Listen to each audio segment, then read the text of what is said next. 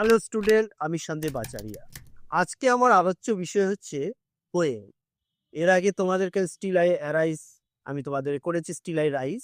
তো আজকে যে কবিতাটা আমি তোমাদের পড়াবো সেটা হচ্ছে গিয়ে where the mind is without fear, Rabindranath ঠাকুরের। রবীন্দ্রনাথ ঠাকুরের কবিতা where the mind is without fear, মানে চিত্ত, তোমরা এটা বাংলাও শুনেছো, মন সেখানে যেখানে আছে ভয়হীন, অর্থাৎ হৃদয় হবে চিত্ত হবে যেটা ভয়হীন। এর বাংলা অনুবাদটা তোমরা পড়েছো বা দেখেছো, মানে কবিতাটার নৈবেদ্য কাব্যগ্রন্থের অন্তর্গত ৭২ নম্বর সংখ্যার একটি কবিতা আছে, চিত্ত যে তা ভয় শুনে উচ্চ যে তা প্রার্থনা। কবিতাটা মানে নৈবেদ্য কাব্যগ্রন্থ থেকে একটি পাঠ নিয়ে হয়েছে বাংলায়, প্রার্থনাটা ইংরেজি বলা হয়েছে হোয়ার the mind is without fear, Rabindranath ঠাকুরের। এই কবিতাটির আমি লাইন টু লাইন তোমাদেরকে অর্থ সহ বলে দিচ্ছি, যাতে তোমাদের পরীক্ষার ক্ষেত্রে তোমাদের খুব সুবিধা হয়, তোমরা নিজে কবিতাটা বুঝতে পারো, কারণ তোমাদের মোট ৪টে কবিতা আছে। এরপরে কি কি প্রশ্ন তোমাকে পড়তে হবে সে বিষয়ে আমি তোমাদের একটা সাজেশন করে দেব। তো যাই হোক, আর ডিলে না করে আমি শুরু করছি। দেখো, প্রথম লাইন বলেছে, কবিতাটির নাম হচ্ছে where the mind is without fear, Rabindranath Tagore, অর্থাৎ রবীন্দ্রনাথ ঠাকুরের।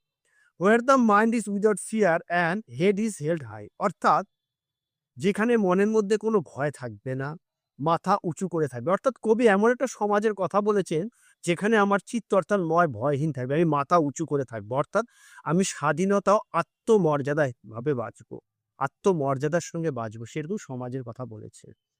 ২ নম্বর লাইন কি বলেছে?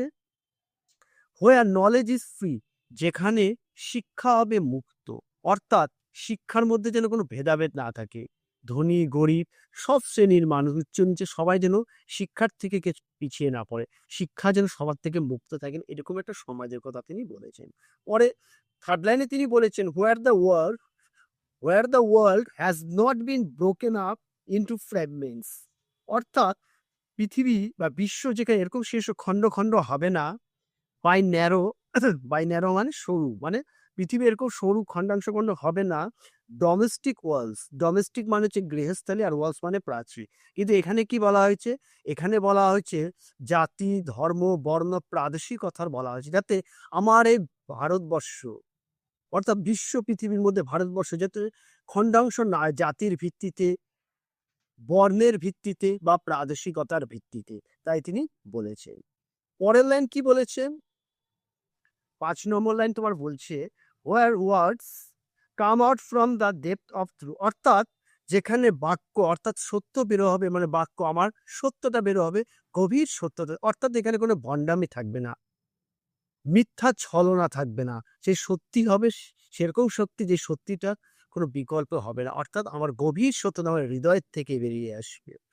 তারপর তিনি বলেছেন ৬ নম্বর লাইনে where tireless driving stretches the arms towards the perfection, অর্থ হচ্ছে যেখানে ক্লান্তহীন প্রচেষ্টা, স্ট্রেচেস মানে প্রসারিত করবে, টু আর্মস ইটস আর্মস অর্থাৎ প্রসারিত করবে কি নিজের হাত দুটো অর্থাৎ বাহু, টুয়ার্ডস দ্য পারফেকশন মানে পরিপূর্ণ, অর্থাৎ আমার এখানে চেষ্টার কোনো শেষ থাকবে না।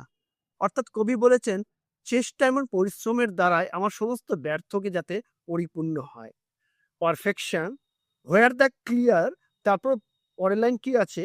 Where the clear streams, streams মানে তোমরা সবাই জানো নদী, স্বচ্ছ নদী, তো বলছে ক্লিয়ার অর্থাৎ স্বচ্ছ নদী, তার অফ রিজন অর্থাৎ কারণ বা যুক্তি, has not lost its way, অর্থাৎ স্বচ্ছ যে কারণ ধারা সেটা যেন হারিয়ে না যায়, তার দিক ভ্রষ্ট না অর্থাৎ হারিয়ে না যায়, way into the dreary desert, অর্থাৎ মৃতে মরুভূমিতে, ডিয়ারি মানে হচ্ছে মৃত আর ডেজার্ট মানে হচ্ছে মরুভূমি।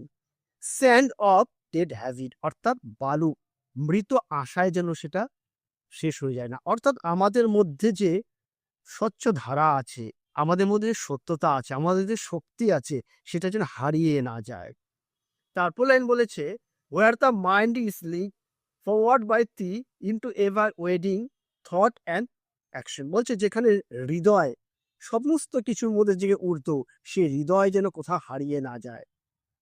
এবং তিনি বলেছেন যেখানে মুখ বললাম আমি যেখানে মানে হারিয়ে না যায়, where the mind is sweet for, বলছে যেখানে তোমার হৃদয় আমার হৃদয় ক্রমাগত বিস্তৃত চিন্তা ও কর্মের দিকে পরিচালিত, অর্থাৎ আমার যে হৃদয় আমার যে কর্ম সেটা কিসে কর্মের দ্বারা আমার পরিচয় হবে, আমার পরিশ্রমের দ্বারা হবে। বড় বড় ভণ্ডামি করে কথা বলে সেটা দিয়ে যাতে আমার পরিচয় না হয়, কর্মের দিক থেকে পরিচয়, সেই কর্ম যাতে আমি হারিয়ে না যাই। তারপরে লাইন তিনি বলেছেন, into ever Wuthering thought and action. এই যে বলুন চিন্তাধারা এমন কর্ম। লাস্ট লাইন তিনি কি বলেছেন, into that haven of freedom, সেরকম স্বর্গীয় স্বাধীনতা। মাই ফাদার, হে আমার পিতা, লেট মাই কান্ট্রি অ্যাওয়েক, আমার দেশকে জাগ্রত করো, ভারতবর্ষে সেই করো, জাগ্রত করো। সেটাই দেখো, এইটারই আবার একটা বাংলা কবিতা তোমাদের ক্লাস 12-এ পেয়ে যাচ্ছ, প্রার্থনা রবীন্দ্রনাথ ঠাকুরের। এবং এটা থার্ড সেমিস্টারের 12-এর বই তোমরা পেয়ে যাবে। তুমি যদি কারোর থেকে বই কালেকশন করো তাহলে তোমরা দেখো এরকম বই পেয়ে যাবে। এর মধ্যে দেখো সেম কবিতাটা দেখো বাংলাটা দিয়েছে। কি দিয়েছে, চিত্ত যেথা ভয় শূন্য, উচ্চ যেথা শী, জ্ঞান যেথা মুক্ত, যেথা গৃহের প্রাচীর, আপন প্রাঙ্গতনে দিবস সর্বরি, বসুধারা রাখে নাই খণ্ড খণ্ড ক্ষুদ্র করি, যেথা বাক্য হৃদয়ে উৎসমুখ হতে উচ্ছ্বসিয়া উঠে, যেথা যেথা নির্ধারিত স্রোতে, দেশে দেশে দিশে দিশে কর্মধারা ধায়, অজস্র সহস্র বিধি চরিতার্থতায়, যেথা তুচ্ছ আচারে মরু বালু রাশি, বিচারে স্রোতপথ ফেলে নাই গ্রাসী, পৌরুষেরে করেনি শতদা নিত্য যেথা, তুমি সর্বকর্ম চিন্তা আনন্দের নেতা, নিজ হস্তে নির্দয়াঘাত করি পিত, ভারতের এসে স্বর্গে পর জাগরিত। যে লাস্ট লাইনটা যেটা বলেছে, into that heavens of freedom my father, late my country awake, অর্থাৎ আমার ভারতবর্ষকে সেই পথে জাগ্রত করে, সেরকম সমাজ ব্যবস্থা। এই হচ্ছে কবিতাটা। তোমাকে কি কি করতে হবে দেখো, ভেরি ভেরি ইম্পর্টেন্ট, টাইটেলটা পড়ে রাখতে পারো, এবং তার সঙ্গে যেটা তুমি পড়ে রাখবে, what is the central idea of the poem, where the mind is without fear. এই একটা তুমি যদি সেন্ট্রাল আইডিয়াটা পড়ে দাও, যে কোনো রকমের প্রশ্নের উত্তর কিন্তু তুমি পড়তে পারবে। তারপরে কি পড়তে পারে, এছাড়া তুমি এই দুটো বাদ দিয়ে তুমি পড়বে, what you mean by narrow domestic walls. Narrow domestic walls বলতে কি বুঝিয়েছেন কবি। তারপরে তো হোয়ার নলেজ ইজ ফিয়ার, যেখানে মুক্ত হচ্ছে আমাদের জ্ঞান। এই কয়েকটা প্রশ্ন তুমি পড়ে রাখো, তাহলেই কিন্তু তোমাদের হয়ে যাবে। এরপরে আমি যেটা আসবো পরবর্তী, তোমরা দেখতে হবে পরবর্তী ভিডিওতে।